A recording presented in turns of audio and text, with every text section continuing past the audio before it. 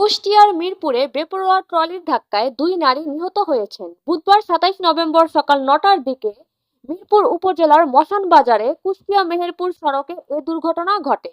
নিহতরা হলেন কুষ্টিয়ার মিরপুর উপজেলার কবরবাড়িয়া এলাকার নাসির মণ্ডলের স্ত্রী মরিয়ম খাতুন ৪৮ ও একই গ্রামের মৃত কুমার মণ্ডলের স্ত্রী ছবেলা খাতুন ৬৮।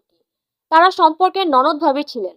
নিহতের পরিবার ও প্রত্যক্ষদর্শীরা জানান, সকালে নিজ বাড়ি থেকে ছবেলা ও মরিয়ম মশান বাজারে যান।